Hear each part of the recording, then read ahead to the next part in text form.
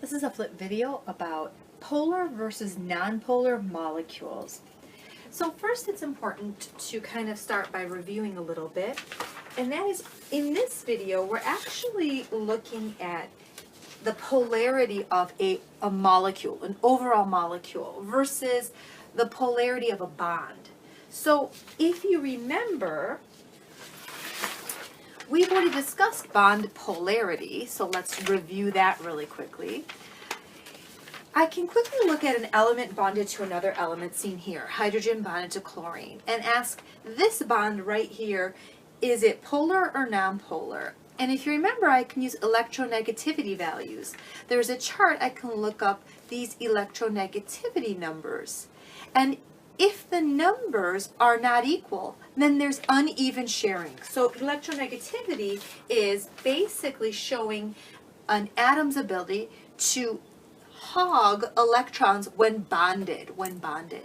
So chlorine does a better job of hogging electrons to itself than hydrogen. So its electronegativity value is going to be higher. And if you remember, this is called a dipole moment on top here. What a dipole moment does is it's an arrow with a little positive tail. The arrow points towards the more electronegative part, meaning the part of this bond that is hogging the electrons, that is somewhat more negative. The tail, which is positive, is on the other side, which is the other part of this bond, and it is slightly more positive because the electrons are being pulled away from the hydrogen. Not completely, but so it's an uneven sharing of electrons. So that is our old stuff. What we're doing today is we're focusing on the polarity of a molecule, the overall molecule. And when you look at the polarity of an overall molecule, you not only have to look at its bonds, but you have to look at how it's pulling and pushing on those electrons, okay?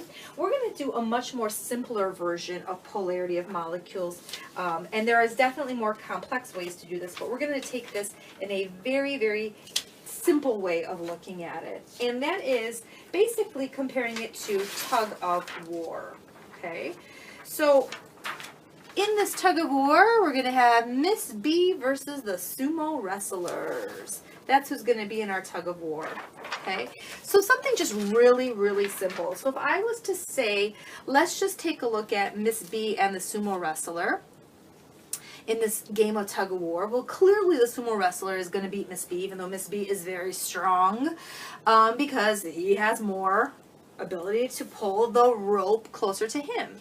In other words, if we're looking at a bond here, right, and an overall molecule, all of the electrons are being hogged by the sumo wrestler. So if I was to draw this dipole moment, it would go like this, okay? Now, let's actually start looking at some of these molecules. So I'd like to start off with carbon dioxide. You've already seen carbon dioxide shape. It is linear, seen here. Okay, so if I'm in the middle, and we'll say these sumo wrestlers are fighting over me, so here we go. What happens here? Well, sumo wrestler here and sumo wrestler here, they both have the exact same bodies, the exact same strength, and so clearly they're going to hog the electrons away from me, and so is this one. And they're going to do this with the exact same strength. So what happens? Well, their dipoles are the exact same and pointing in opposite directions. So they cancel each other out. So they cancel their dipoles because they're equal in opposite directions. So they're equal in opposite directions. When this happens, we call this overall molecule nonpolar. Nonpolar, an even sharing. In other words, an even pulling, right? We're going to look at tug of wars. This guy pulls just as much as this guy does. So both of them have equaled out. Okay, how about this molecule, BF3, seen here, okay? And if you notice, the shape is trigonal planar. So I've got Miss B in the middle. And now I have 3 sumo wrestlers fighting over me. Well, if you notice, this sumo wrestler pulls just as much as this one and this one, right? They're clearly pulling harder, so they're more electronegative, leaving me a little bit more positive. But notice this one is on an angle, and this one's on an angle, and this one's going up. So what happens here is all of these cancel each other out.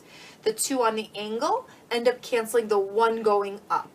So they cancel each other out, all the dipoles, in opposite directions. So once again, this ends up being a nonpolar molecule, an even pulling. These 2 on the angle even out the 1 above. Okay, now for our last one, we've got water. Now we've got a little bit of a more unique situation here.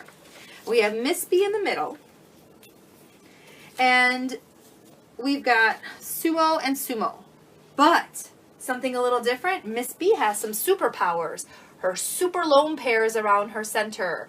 Lone pair around her center. And these superpowers make Miss B very powerful. Very, very powerful.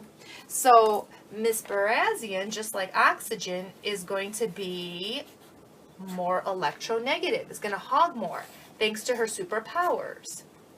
But these 2 lone pairs, while make me a little bit more electronegative, these sumos are still pulling. And so what we have is we have uneven pulling seen here in water. Uneven tug of war. Uneven pulling. I'm pulling with my superpowers, but these sumos are still pretty powerful. So even with my superpowers, I can't do it alone. So these 2 guys end up pulling a little bit as well. So this uneven pulling makes this overall molecule polar. Okay? So basically what's important is to kind of look at the overall pushing and pulling of what's happening. And obviously, clearly in this instance, these lone pairs made a difference. So this is going to be our overall explanation. It's important to understand the concept and these examples specifically.